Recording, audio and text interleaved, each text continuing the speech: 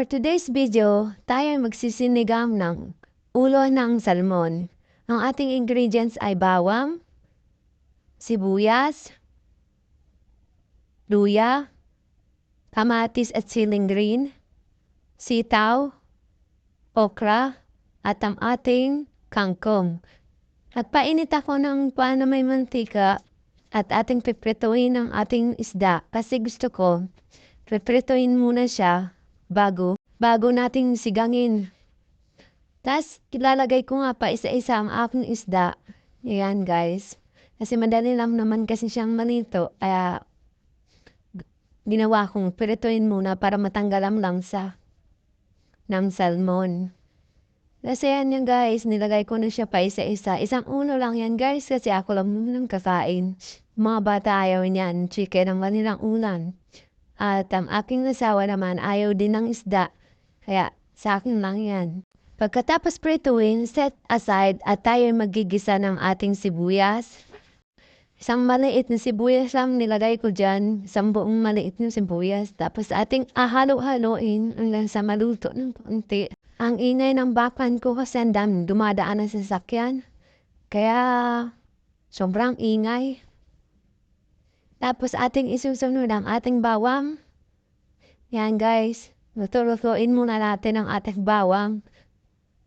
Halo-halo hanggang sa mahilo. Tapos ating ilalagay ang ating luya. Ayan. Dinitdik kong luya. Maniliit. Tapos ayan guys. Ating halo ulit hanggang sa mahilo ulit. Tapos lulutuin natin ng konti. Hanggang sa ating ilalagay na ang ating sitaw. Ayan. Ating lulutuin ng kaunti ang ating sitaw. Halo-haloin natin hanggang sa maluto ng kaunti at ilalagay na natin ang ating okra.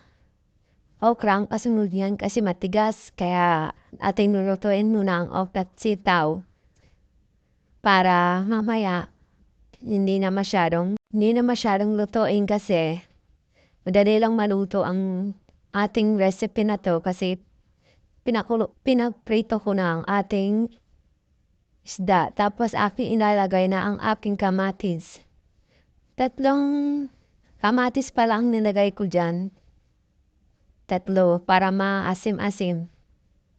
Tapos ating ihalo na.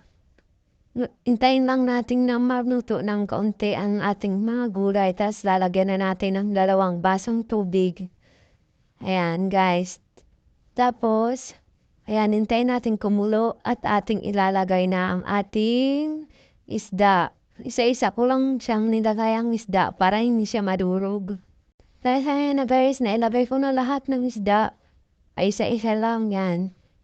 Tapos, ating pakukulaan ng konti.